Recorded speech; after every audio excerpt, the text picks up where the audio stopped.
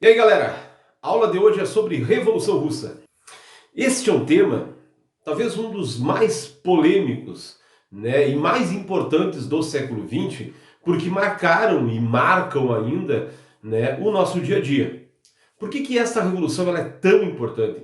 Por que, por exemplo, no programa do Enem, que não tem assim conteúdos discriminados, né, pelo menos da forma como os vestibulares tradicionais, mas alguns itens aparecem muito claros no programa do Enem. E um deles é justamente Revolução Russa e depois Revolução Chinesa e Revolução Cubana. O que essas três revoluções têm em comum? Acontece que a Revolução Russa é considerada a primeira grande revolução socialista do mundo. Socialista. Bueno, aí você tem que lembrar alguns detalhes do ponto de vista teórico, né? O socialismo, pelo menos dentro da lógica daquilo que vai ser implementado lá na Revolução Russa, ou vai se tentar implementar durante, o processo revolucionário lá na Rússia, é uma ideologia que ela surge, ou se fortalece de fato, na segunda metade do século XIX, principalmente a partir das ideias de um cara chamado Karl Marx. O Marx, o Engels, mas existem outros teóricos, mas o Marx no geral é o grande expoente. O socialismo ele surge como uma grande crítica ao modelo capitalista que está se fortalecendo no século XIX e principalmente vinculado a uma ação junto aos trabalhadores. E no primeiro momento junto aos trabalhadores das fábricas. Então, a segunda metade do século XIX é marcada pela segunda revolução industrial. Falávamos sobre a aula, ou na aula, lá do imperialismo e do neocolonialismo, da grande expansão da indústria no final do século XIX. Pois quanto mais a indústria crescia, automaticamente maior era o número de trabalhadores nessas empresas. Só que naquele contexto lá, a situação dos trabalhadores era extremamente precária, quer dizer, jornadas de trabalho extremamente excessivas, não existia uma legislação trabalhista como aquelas que vão surgir no século XX. Então, a situação de exploração desses trabalhadores permitiu, com que ideologias se desenvolvessem, trazendo a esses trabalhadores uma nova visão ou a ideia de que era possível destruir aquele mundo, ou aquele modelo que tanto os oprimia. Então é nesse contexto, que se fortalece, como eu dizia, a partir das ideias do Karl Marx, a partir principalmente de um livro chamado Manifesto do Partido Comunista, em que ali se conclama todos os trabalhadores do mundo, que se unam numa causa revolucionária para tomar o poder e construir uma sociedade mais justa em que os trabalhadores então seriam os responsáveis por conduzir, a estrutura do Estado. Certo? Então o socialismo ele seria uma etapa de transição entre o modelo capitalista e o modelo comunista. Como seria o mundo comunista? Seria, porque na verdade ele nunca existiu. Os modelos que acabaram sendo adotados no século XX, Revolução Russa, Revolução Chinesa, Revolução Cubana, entre outros, por exemplo, nenhum deles conseguiu levar, até o final do caminho que seria a implantação do comunismo. Mas para sair então do capitalismo e chegar no comunismo, haveria uma transição, segundo Marx, e essa transição então é um modelo socialista, em que o Estado tomaria conta, dos chamados meios de produção, e aí vamos pegar, do ponto de vista lá da agricultura, o grande meio de produção é a terra, do ponto de vista da indústria, quer dizer, as fábricas. Então, toda essa estrutura faria parte do Estado, um Estado que seria controlado pelos trabalhadores e que, na teoria, utilizaria toda essa estrutura, para construir uma sociedade mais justa, para que em um determinado momento as grandes diferenças sociais, que colocam, digamos, o milionário e o miserável, numa distância muito grande, então que essa distância do ponto de vista econômico ela fosse sendo extinta até o momento em que todos de fato tivessem o mesmo acesso, às coisas, enfim, em que então haveria uma igualdade do ponto de vista econômico, em que neste momento, e quem seria o responsável por esse processo? A estrutura do Estado. Então, no momento em que o Estado conseguisse construir isso, ele seria extinto e chegaria até o modelo comunista. Mas como eu já disse, esse modelo nunca chegou. Então essas ideias do Marx, elas se espalham pelo mundo afora. Eis que elas vão chegar na Rússia. Bueno, mas antes de nós falarmos da Revolução Russa em si, nós temos que entender quais são as condições que garantiram com que esta revolução lá em 1917 ela tivesse sucesso e os trabalhadores, ou pelo menos um grupo representando os trabalhadores, chegasse ao poder em nome da Revolução Socialista. A grande questão é, né, para que você queira mudar, para que você busque a igualdade, a primeira coisa que é necessária é que você sinta a desigualdade. Eu costumo dizer aos alunos, quem sonha em acabar com a desigualdade?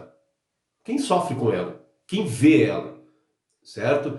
Então, a primeira coisa básica é, nós tínhamos na Rússia uma população que sofria com a desigualdade? Sim, muito.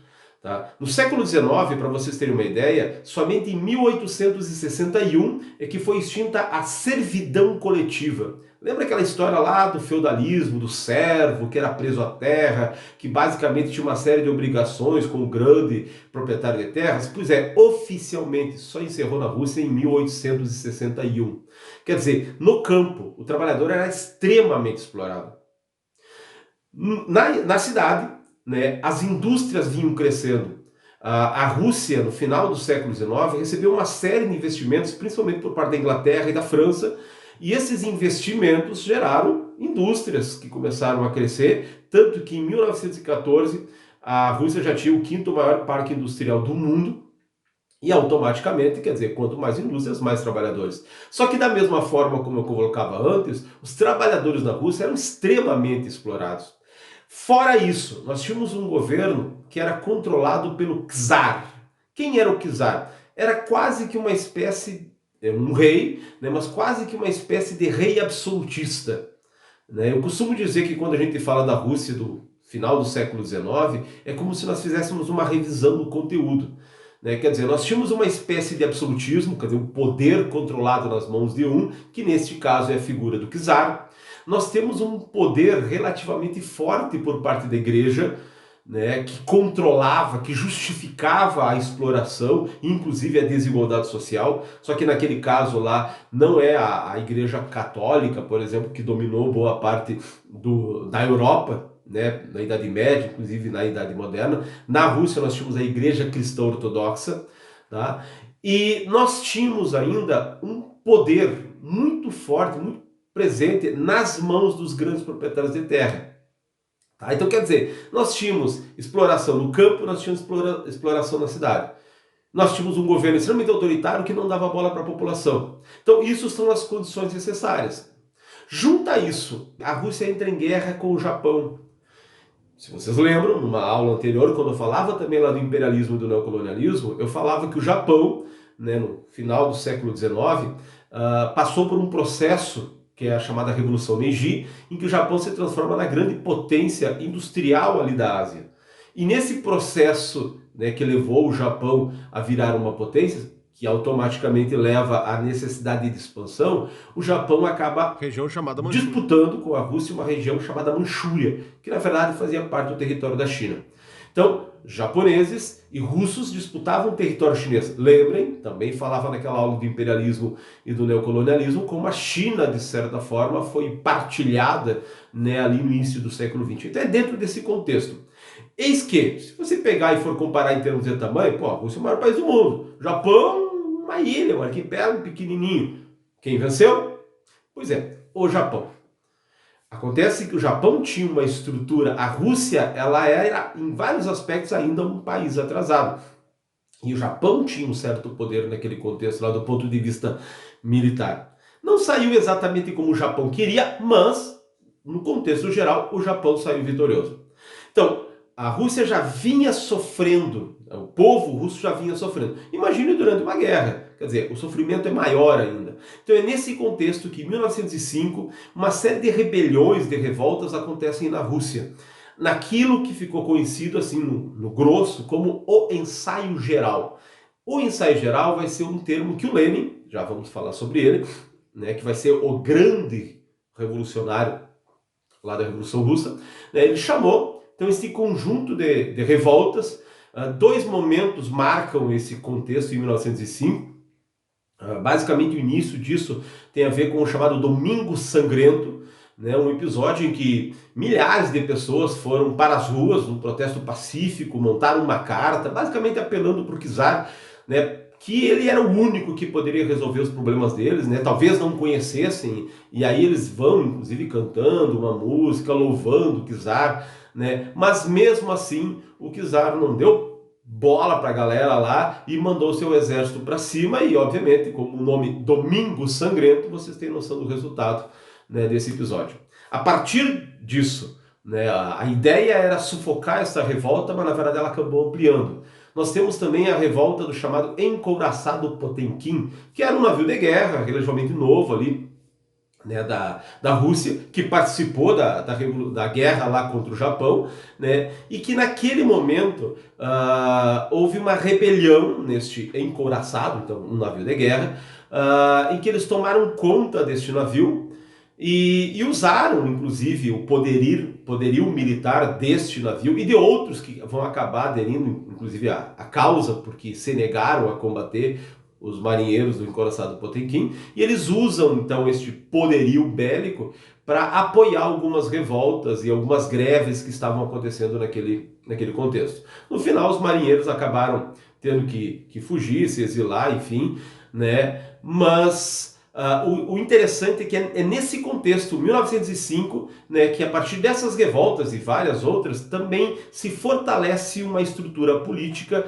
né, o Partido Operário Social Democrata Russo, que mais tarde vai ficar conhecido como Partido Comunista. Este partido acreditava que a única saída para a Rússia era justamente a tomada do poder por parte dos trabalhadores, a partir da lógica socialista. Só que havia uma briga interna dentro desse partido. Havia um grupo que dizia o seguinte: todas as condições que a Rússia tem, né, da miséria da população, da opressão do governo, né, já cria um clima favorável, propício para a implantação da Revolução Socialista. Este grupo, que era a maioria do partido, ficou conhecido como os bolcheviques. Bolcheviques é maioria. Tá? Já a minoria, ou seja, os mencheviques, acreditavam que a Rússia ainda não reunia todas as condições para a implementação do socialismo. Inclusive, os mencheviques acreditavam que era importante aprofundar o modelo capitalista ainda na Rússia para que mais tarde, quando a população tivesse consciência de quanto o capitalismo era ruim, aí sim acontecesse esse processo revolucionário e o poder seria tomado pelos trabalhadores. Então este racha, né, gerou esses dois grupos, mas mesmo assim, este vai ser basicamente o partido que vai dar, né, a chamada assim, nos trabalhadores e vai organizar os trabalhadores para que eles venham aos poucos se fortalecendo, né, a ponto de lá em 1917 acabarem tomando o poder. Também nesse contexto surgiu, né, um conjunto de organizações que ficaram conhecidas como os sovietes. Né? Os sovietes eram basicamente organizações a partir de trabalhadores do campo, da cidade e soldados, lembrem? Nesse contexto, a Rússia passava pela guerra contra o Japão e obviamente que nós vamos ter uma série de soldados que são os caras que sofriam diretamente, né, com a guerra e acabavam, né, sendo os mais prejudicados nesse contexto. Todas essas revoltas pressionaram o governo a criar a chamada Duma, que era uma espécie de assembleia, né? Então ele, digamos que deu uma liberada, né, uma amenizada, ou pelo menos no discurso, porque na prática a Duma acaba não sendo implementada de fato e a coisa não vai funcionar. Tá? Então o czar Nicolau II consegue se reorganizar no poder e mantém ali, né, aquela pressão para cima, né, dos russos, dos trabalhadores russos. Início do século XX, como eu dizia, a Rússia foi crescendo economicamente a partir de investimentos estrangeiros, principalmente, estoura a Primeira Guerra Mundial. A Rússia, por ter esse vínculo com os franceses e os ingleses, acaba entrando na guerra e também porque havia um desejo de expansão russo, né, e automaticamente bateu de frente com o interesse de outros países, o que fez com que a Rússia então participasse do grupo chamado Tríplice Entente e entrou na guerra, certo? Então imagine, aquela população que já vinha sofrendo, que estava na miséria, que estava detorada, Com a participação da Rússia na Primeira Guerra Mundial, nós já falamos sobre ela e como ela foi prejudicial lá para a Europa, acabou então detonando ainda mais com a situação lá da população russa e principalmente a população mais humilde. Então é nesse contexto que aquelas ideias que já vinham se fortalecendo, que surgiram, que se consolidaram a partir de 1905, é nesse contexto, né, da Primeira Guerra Mundial que ganham mais força ainda. E aí, né, 1917 vai ser o ano. Por quê? Porque no início do ano, a situação da Rússia na guerra não era das melhores. O governo decretou racionamento de comida, então tu imagina uma população que já estava passando fome, né, se rebela, vão para as ruas e começam a pressionar o governo. É justamente nesse contexto, no 8 de março de 1917, e esse 8 de março também está vinculado, por exemplo, à questão do Dia Internacional da Mulher, porque nesse 8 de março lá na Rússia, muitos dos que vão participar deste evento, na verdade, são as mulheres, porque boa parte dos homens estão na guerra. Então as mulheres se organizam, vão para a rua, formam grandes movimentos para pressionar o governo. O czar, né, o governo manda soldados para cima, os soldados se negam a atirar, né, nessa população, até porque, obviamente, muitos dessa população eram parentes dos soldados. Os soldados acabam se unindo, né, aos movimentos e a pressão foi tão grande que o czar acaba renunciando. Então, março de 1917 ou fevereiro de 1917, aí há vou abrir um parênteses aqui na aula para vocês entenderem que em alguns lugares vocês vão encontrar a Revolução de Fevereiro, outros lugares vocês vão encontrar a Revolução de Março. Da mesma forma depois, Revolução de Outubro ou Revolução de Novembro. Por que existe essa divergência nas datas? Por quê? Porque existe uma questão. Como eu dizia antes, a Rússia ela era influenciada pela chamada Igreja Cristã Ortodoxa. Não sei se vocês lembram, mas no ano de 1054 houve um racha dentro da Igreja Cristã que gerou a Igreja Católica Apostólica Romana e a Igreja Cristã Ortodoxa.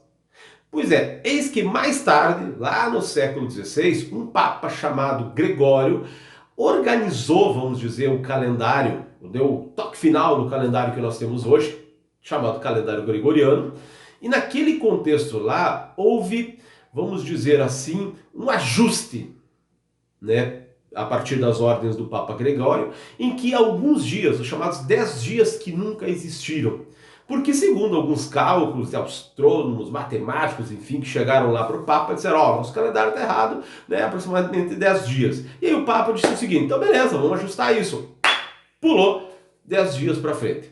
Então quer dizer, no calendário cristão que nós seguimos, estaríamos 10 dias à frente do calendário que os ortodoxos, porque tem um detalhe, os ortodoxos não atendiam, né, as ordens do Papa. Então, automaticamente, o calendário russo daquele contexto tinha basicamente 10 dias em atraso em relação ao nosso calendário.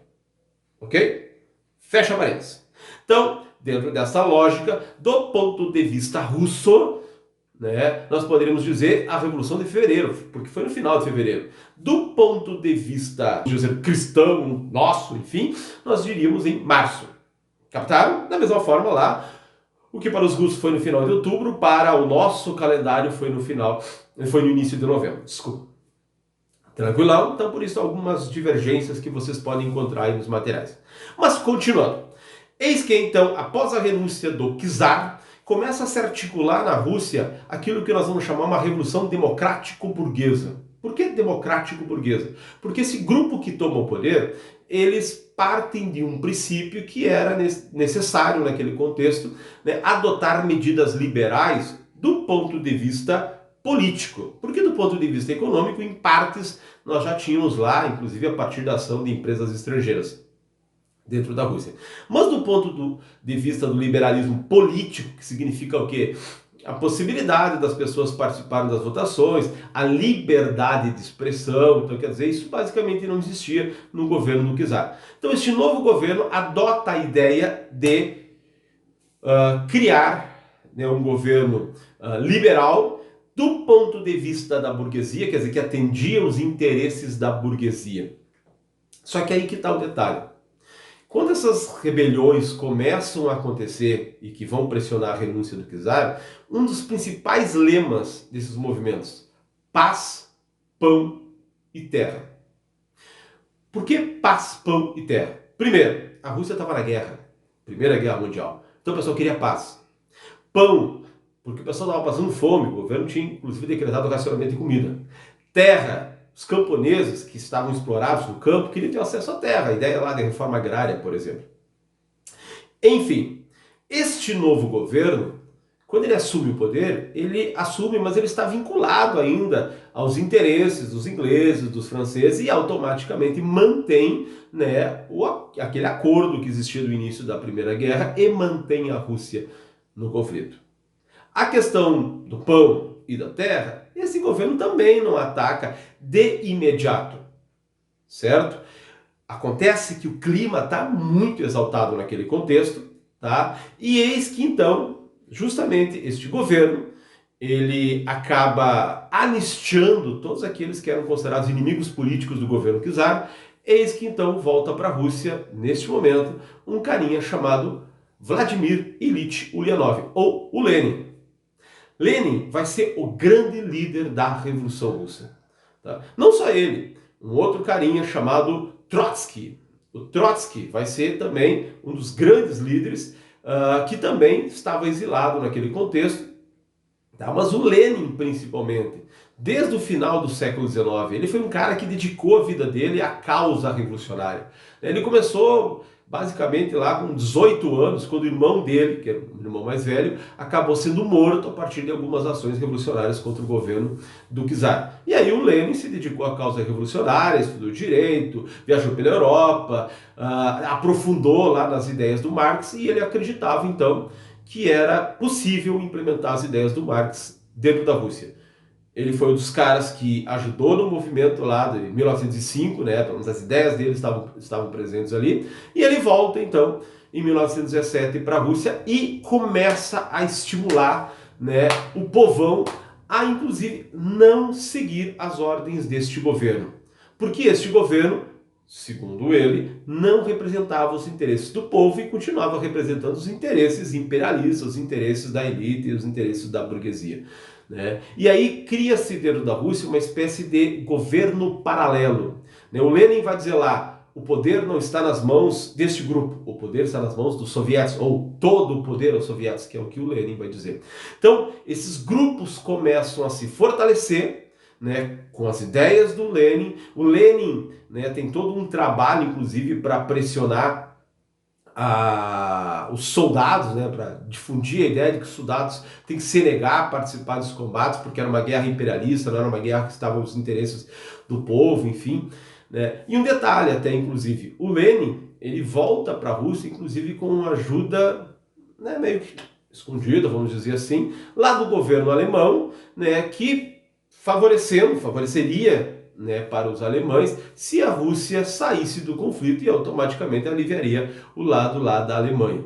Tá? Mas enfim, o Lenin volta, começa toda aquela pressão, né, começa a se estruturar dentro da Rússia, né, o poder dos soviéticos, se estrutura de novo o poder, né, do Partido Operário Social Democrata Russo, principalmente a partir dos bolcheviques, que o Lenin vai ser o grande líder, né, a ponto de as pressões serem tão grandes que este novo governo, né, ele acaba perseguindo o Lenin, persegue o próprio Trotsky, um detalhe, né, que eu comentei agora há pouco, que vai ser um dos grandes líderes. Ele era um cara dos mencheviques, né, mas vai ser nesse contexto, né, entre fevereiro e outubro, né, que ele vai acabar rompendo com os mencheviques e entrando para o grupo dos bolcheviques junto com Lenin. E lá em outubro de 1917 eles se organizam de tal forma, a pressão popular é tão grande que eles basicamente invadem os órgãos do governo e acontece a chamada Revolução Russa, que é a tomada do poder. Ok? Então podemos dizer que em 1917 a Rússia passou por duas revoluções. A de fevereiro, que é a chamada Revolução Democrática Burguesa, e a de outubro, a chamada Revolução Bolchevique ou Revolução Socialista. Então é nesse contexto, a partir daqui, que se busca adotar dentro da Rússia as medidas socialistas. Quando Lenin assume o poder, uma das primeiras coisas que são feitas, três coisas, vamos dizer assim, para atender o paz, o pão e terra. Uma das primeiras coisas é assinado um acordo, um tratado de paz com a Alemanha, o chamado Tratado de Brest-Litovsk, em que a Rússia sai da guerra. Lembrem? Na aula de Primeira Guerra eu dizia, em 1917 a Rússia saiu da guerra. Por quê?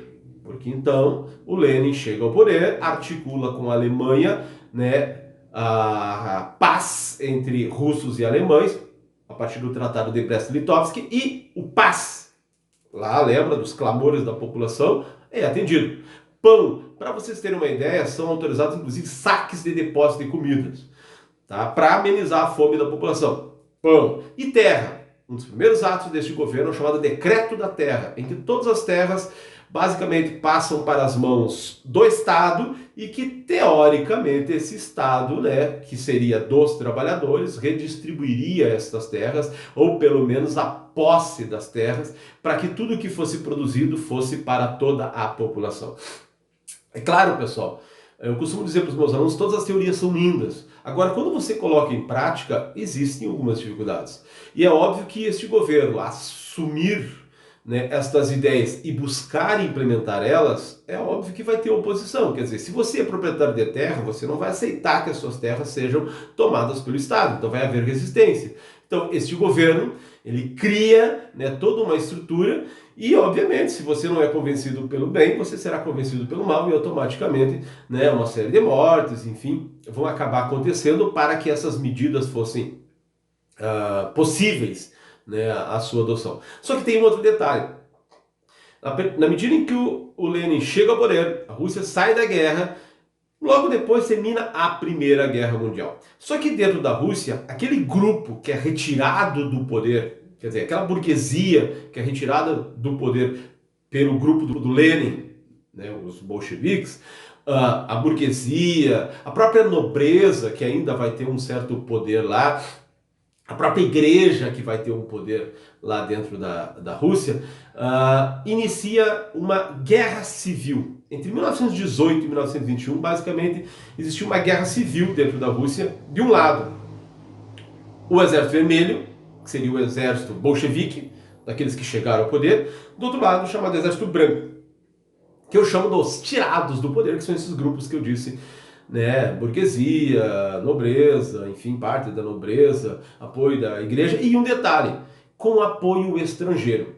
Algumas tropas que participaram da Primeira Guerra acabaram sendo deslocadas diretos para ajudar o chamado Exército Branco para combater o Exército Vermelho. Tá, mas qual é a lógica de galera que estava na Primeira Guerra Mundial, mal acabou a guerra, continuaram numa outra guerra? Por quê? Porque aí que está o detalhe e a importância da chamada Revolução Russa. Como eu disse, ela é a primeira revolução que busca, né, que tomou o poder, a primeira revolução que tomou o poder e que buscou colocar em prática os ideais socialistas. Quero dizer, até aquele momento, o socialismo ele era visto como uma alternativa ao capitalismo, mas para muitos não tinha como chegar ao poder. Os russos mostraram diferente disso. Quer dizer, os bolcheviques mostraram que era possível os trabalhadores chegarem ao poder, pelo menos do ponto de vista teórico. Então, o apoio de tropas, como por exemplo dos ingleses, aos tirados do poder, tinha esse objetivo, impedir a implementação do socialismo. Porque daí, sim, era possível ver que o capitalismo, de fato, teria um grande inimigo ou uma outra alternativa. Então, entre 1918 e 1921, nós vamos ter um período de guerra. A gente costuma dividir a Rússia pós-revolução russa basicamente a partir de três momentos que tem a ver com o modelo econômico que foi adotado lá. O Lenin, que vai ser neste contexto aí, o grande líder, né, da Revolução Russa e vai ser colocado lá, né, como chefe deste novo governo, ele tem que adotar algumas medidas para controlar, para organizar esse país que ele pegou, que veio detonado da Primeira Guerra Mundial e que logo que ele assume acaba se envolvendo numa guerra civil. E aí ele adota algumas medidas que ficaram conhecidas como o comunismo de guerra. Comunismo durante a guerra civil. Dentro da lógica comunista, vamos dizer assim, tá? Não existe diferença social e todos são iguais. Só que, claro, naquele contexto lá, a estrutura do Estado existe. No modelo comunista não existe o Estado. Então, na verdade, ali é o modelo socialista. O Estado, ele acaba estatizando, vamos ser redundante, mas todas as empresas com mais de 5 funcionários passaram a ser propriedade do Estado. O salário foi abolido, então basicamente a produção dessas empresas ou do campo deveriam ser entregues ao Estado e o Estado, com posse disso, pagava, vamos dizer, aos trabalhadores. Então, estas medidas elas foram adotadas basicamente em função desta condição, né, precária que a Rússia vinha vivendo e que, obviamente, este governo não tinha como montar uma estrutura legal, colocar em prática as suas ideias, porque mal saiu da Primeira Guerra, já está dentro de uma guerra civil também, certo? Mas vai ser dentro deste contexto, né, que vai então se organizar aquilo que ficou conhecido como o Partido Comunista. Né? Então é neste momento, em 1921, que surge o Partido Comunista Russo, ou o Partidão, que depois vai acabar influenciando partidos comunistas pelo mundo afora, inclusive em 1922, fundação do Partido Comunista Brasileiro. Tranquilo? Bom, o que me interessa dessa guerra civil? Lá no final, apesar de em determinados momentos, né, os bolcheviques terem um território muito pequeno assim, de controle, o Exército Branco tem uma certa vitória durante essa guerra civil, a pressão estrangeira fez com que o apoio estrangeiro, né, fosse retirado e o chamado Exército Branco acabou se enfraquecendo e o Exército Vermelho venceu. Eis que, durante esse período de guerra civil, a ideia revolucionária, socialista, se espalhou para outras regiões, né? Então, em 1922, surgia a União das Repúblicas Socialistas Soviéticas, quer dizer, repúblicas independentes que adotaram o socialismo, cujo poder estava nas mãos dos sovietes, que teoricamente são os representantes do povo, certo? Então é nesse contexto que vai surgir aquele que vai ser o grande país do século XX, não só em dimensão, mas também em influência, a União Soviética. Terminada a Guerra Civil, o Lenin, com um país totalmente detonado, né, ele acaba adotando aquilo que ficou conhecido como a nova política econômica. O que vai ser a NEP, a nova política econômica? Uma adoção de um modelo em que mesclava ideias socialistas, do ponto de vista dos meios de produção estarem nas mãos do Estado, com ideias capitalistas, como a possibilidade de abertura de empresas privadas, entrada de capital estrangeiro. Tá? Por que o Lenin faz isso? Porque justamente o país está detonado economicamente, ele precisava de grana. Né? Claro que a movimentação financeira, o sistema bancário continuava sendo controlado pelo governo. Neste contexto, então, algumas empresas acabam entrando na Rússia, né? E alguém pode até pensar, tá, mas qual é a lógica de um país que implementou o socialismo, que o Estado basicamente controla tudo, né? Ele acaba liberando, e o que faz uma empresa entrar neste país? Bom, é na possibilidade de lucro, quer dizer, as empresas que entrarem terão um mercado consumidor enorme, né? Então automaticamente a possibilidade de lucro fez com que muitas empresas acabassem entrando, né, lá na União Soviética agora, e o Lenin então começa, a partir dessa grana que começa a circular ali no país, reestruturar aquilo que então agora vai ser a chamada União Soviética. Só que é justamente nesse contexto que o Lenin acaba sofrendo um derrame, na verdade ele já tinha sofrido um derrame antes, conseguiu se recuperar, aí ele sofre um novo derrame, ele fica inclusive com a fala comprometida, né, com a movimentação comprometida, então ele começa a deixar, vamos dizer assim, né, de ser o grande líder dentro do Partido Comunista. E algumas outras figuras aparecem. A principal figura neste contexto é o Joseph Stalin, né, o homem de aço, Superman russo, vamos chamar assim, né, que Stalin é o feito de aço, que é o pseudônimo, vamos dizer lá, que o Stalin vai acabar adotando. O Stalin era um cara extremamente pobre, né, que também entrou para a causa revolucionária lá no final do século XIX, também foi preso, da mesma forma que o Lenin, da mesma forma que o Trotsky. No geral, naquela época, os governos prendiam os revolucionários e mandavam para a Sibéria. Pois é, o Stalin foi um dos caras que passou por tudo isso, só que diferente do Lenin e do Trotsky, que lá na sua origem tinha uma condição social relativamente boa, o Stalin era um cara extremamente pobre, né, e que aderiu à causa revolucionária, inclusive até pelas péssimas condições que ele vivia. E ele foi um cara que cresceu dentro do partido a partir de uma série de ações que ele acabou fazendo, teve várias prisões, só que quanto mais prendiam ele, mais famoso ele ficava. Então em 1917, quando estoura a Revolução, ele é um dos grandes caras ali do lado do Lenin, por exemplo. Quando o Lenin fica debilitado pela doença, o Stalin, de certa forma, é colocado lá como o secretário-geral do partido, que basicamente é o chefão, certo? Apesar do Lenin tentar escantear o Stalin, porque o Lenin mesmo dizia lá que o Stalin era muito grosseiro, enfim, né?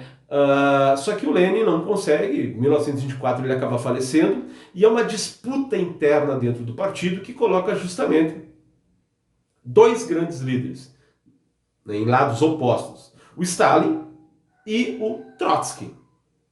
O Stalin, ele defende, naquele contexto, aquilo que ele chamava de um socialismo num só país. Ele dizia, a União Soviética está se organizando, a União Soviética não está forte ainda para que a gente vá espalhar as nossas ideias pelo mundo afora. Então o socialismo deve ser focado agora na União Soviética. Já o Trotsky, e ele vai ser um dos grandes teóricos da Revolução Russa, ele vai ser um dos intelectuais, mas também vai ser o grande líder lá do chamado Exército Vermelho na Revolução Russa, né, e por isso também tinha, né, uma certa notoriedade, né, entre os membros do Partido Comunista, né, o Trotsky já dizia, pelo contrário, a ideia do Marx não é uma ideia nacional para um só país, a ideia do Marx é internacional, é para todos. Então nós temos que levar, né, o nosso exemplo para o mundo afora. Então aquilo que ele vai chamar da revolução permanente. Então essa divergência de se manter o socialismo só na União Soviética ou manter a ideia básica lá do Marx e espalhar, né, o socialismo para o mundo afora, colocou esses dois líderes do Partido Comunista em choque interno. Essa disputa acaba sendo vencida pelo Stalin. Tá? Em 1927, o Stalin se transforma, se consolida como grande líder do Partido Comunista, né, e a partir dali ele começa uma onda de perseguição a todos aqueles que faziam oposição a ele. O Stalin, a partir do momento que chega ao poder, ele acaba se transformando num líder, ao mesmo tempo carismático para alguns, extremamente sanguinário para outros. Inclusive muitos daqueles parceiros dele, vamos dizer assim, que cresceram com ele dentro do Partido Comunista, acabaram sendo executados a partir da sua ordem. Né? Caras que basicamente dividiam o poder com ele, como o próprio Trotsky, né? O Kamenev, por exemplo, acabaram sendo executados a partir da ordem do Stalin. Então o Stalin, ele monta uma estrutura a partir do momento que ele chega ao poder, né, extremamente totalitário, quer dizer, ele passa a controlar toda a sociedade, todas as terras passam a ser de fato, né, houve um determinado momento que a propriedade privada pôde existir, mas ele acaba extinguindo isso. O Estado adota de novo o modelo, né, de controle das terras, há um controle total sobre a população, um regime extremamente autoritário, aquilo que nós chamamos de um regime totalitário. Certo? Ele cria um modelo que nós vamos chamar de culto ao líder, em que ele vai ser a figura central, né? Inclusive, ele acaba, de certa forma, amenizando o papel dos outros revolucionários naquele contexto e tentando evidenciar a importância dele dentro do movimento. Né? É claro que ele mantém uma espécie de culto ao Lenin, né? Tanto que o corpo do Lenin, né, quando ele acaba falecendo, o Lenin foi mumificado e, inclusive, se vocês quiserem, né, ver como o Lenin está, vocês podem dar uma visitadinha lá na Rússia, porque o corpo dele está lá em exposição ainda hoje, e o Stalin, obviamente, que foi o cara que organizou tudo isso para manter viva a ideia, né, do pensamento revolucionário, mas claro que naquele contexto ele colocando como se ele fosse o cara, o grande cara que estava ali junto com o Lenin. Mas do ponto de vista econômico, o Stalin tinha um desafio muito grande, que era então transformar a União Soviética numa potência. E aí que, né, ele adota aquilo que ficou conhecido como os planos quinquenais, metas para cada 5 anos. Basicamente essas metas tinham como alvo investimentos na agricultura, na infraestrutura, que significa o quê? Montar uma estrutura básica para um país virar potência, que significa o quê? Geração de energia, um setor de transportes, quer dizer, rodovias, ferrovias, portos e aparelhamento de portos, e principalmente a chamada indústria de base, a siderurgia. A partir do desenvolvimento da siderurgia, a União Soviética começou, né, a se transformar na grande potência, numa das grandes potências daquela região. Então, este planejamento econômico acabou tendo sucesso. Se por um lado era um governo extremamente autoritário e acabava eliminando a oposição, ou todos aqueles que pensassem diferente dele, do ponto de vista econômico, o Stalin acaba tendo um certo sucesso, apesar de, em alguns momentos, obviamente, que não teve o sucesso esperado e tivemos milhões de mortos em função de fome, enfim, mas algumas coisas que só mais tarde, né, depois da morte de Stalin, isso de fato será divulgado, né, lá a partir de 1953, quer dizer, o Stalin chega ao poder em 1927 e só sai do poder em 1953, que é quando ele também sofre um derrame e acaba falecendo. Certo? Então, o governo do Stalin foi marcado por um extremo autoritarismo, mas ao mesmo tempo na transformação da União Soviética como um grande símbolo da Revolução Socialista, certo? E uma grande, obviamente, potência econômica. E um detalhe, os anos 20, que é justamente o momento em que a União Soviética acaba se fortalecendo, né, vai ser justamente no final dos anos 20 que vai acabar acontecendo uma das grandes crises dentro do modelo capitalista, que foi a chamada crise de 29. E aí que está o detalhe, justamente em 1929, que vai ser um tema da outra aula, né, o mundo capitalista sofreu um baque, né, e os Estados Unidos, que naquele contexto vai ser a grande potência, foi o grande afetado, pois vai ser justamente em 1929, quando a União Soviética, e se vocês vão olhar os índices, né, a indústria soviética ela vinha crescendo.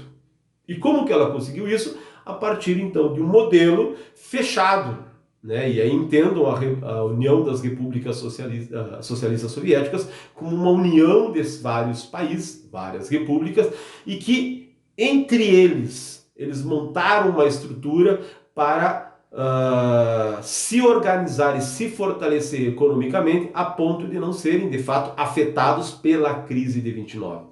Obviamente que foram afetados, mas não tanto quanto os países capitalistas. E aí que está o detalhe, né? E é óbvio que o Stalin, a partir de toda a estrutura que ele montou, que controlava a propaganda, que eliminava a oposição, ele vai usar justamente a crise de 29, o grande abalo ao modelo capitalista, né, para fazer propaganda, dizer que o modelo socialista, né, era o melhor, né, que o modelo que ele, né, que inclusive alguns vão colocar como socialismo real, e por isso a grande polêmica da Revolução Russa é que ainda hoje nós temos pessoas que, ao defenderem ao socialismo, em partes pegam o modelo da União Soviética, apesar das críticas, né, ao governo do Stalin. E muitos que são contra o modelo socialista justamente pegam o governo do Stalin para dizer, ó, socialismo é isso, é autoritarismo, é morte, é punição, perseguição, enfim, né, totalitarismo. Então, a grande polêmica das ideias socialistas hoje acabam sendo justamente quando se pega o governo do Stalin e se usa ele para dizer que o socialismo é isso. É claro que aquilo que o Stalin colocou em prática e aquilo que o Marx pregava, existe um certo distanciamento em alguns aspectos, né? Mas não é o caso para nós discutirmos aqui na nossa aula. Ok? Então é extremamente importante, né, que vocês entendam a Revolução Russa como um grande marco do século XX. Porque a partir desta revolução e da adoção do socialismo, se foi, né, o real, como muitos colocam, né, ou se ficou bem distante das ideias do Marx, a grande questão é que, a partir daquilo que aconteceu na Rússia, pelo mundo afora, os trabalhadores pensaram, se na Rússia foi possível tomar o poder, nós também conseguiremos. Quer dizer, aqui no Brasil, em 1922, temos a fundação do Partido Comunista Brasileiro e a organização do movimento socialista e comunista no Brasil, que nos anos 30, por exemplo, acabou pressionando muito o governo Vargas, que nós veremos numa outra aula. Tá? Vai ser a partir do crescimento do movimento socialista e do movimento comunista, né, que o Hitler, por exemplo, vai ganhar um certo espaço por parte de alguns lá, né, com um discurso de que combateria o comunismo, a expansão do comunista pelo mundo afora. Então, quer dizer, muitos vão falar em nome do socialismo para chegar ao poder e muitos vão falar em nome daqueles que devem combater o socialismo para chegar ao poder. Se hoje nós usamos termos de esquerda, direita, né, no Brasil, e justamente num momento que é tão delicado falar em política, né, e que infelizmente a maior parte das pessoas não tem conhecimento para discutir política de fato, né, e vão para aquelas chamadas ideias do senso comum, ideias extremamente genéricas e generalizações, enfim, né, em que muitas vezes chamar alguém de direita ou de esquerda é visto como um certo xingamento. E as pessoas têm que entender que isso, na verdade, tem toda uma discussão teórica que está atrás. Mas do ponto de vista, né, do crescimento das ideias da esquerda, a Rússia, sim, vai ser um dos grandes exemplos, porque, pelo menos na essência, vai se colocar o seguinte: sim, os trabalhadores, sim, a população oprimida por um governo, ela pode se levantar, ela pode se organizar e ela pode tomar o poder. Bueno, o que vai acontecer depois, aí já é um outro detalhe. Tá? Assim como em todas as revoluções, assim como em todas as revoltas e tomadas de poder pelo mundo, né, aconteceram excessos, né? Mas é óbvio, né, no meu entendimento, né, que o ideal seria que todas as pessoas conseguissem conviver com a opinião contrária, porque isso é a base da democracia, né, e que nós, de fato, conseguíssemos viver num mundo mais harmônico, não necessariamente tomando, né, o poder, mas que, na verdade, a gente conseguisse dividir o poder entre todos nós. Mas, enfim, isto é um tema para uma outra discussão que não é o caso de agora. Perfeito? Bueno, espero que tenha ajudado vocês, né? E outras discussões podemos fazer mais adiante aí, mas nós temos outras aulas, outros temas que nós traremos de novo as ideias aqui implementadas na Revolução Russa e carinhas como Stalin, principalmente nos anos 20, os anos 30, anos 40, até início dos anos 50, ele ainda vai aparecer em outras aulas. Beleza? Então até a nossa próxima aula. Hasta la vista, babies!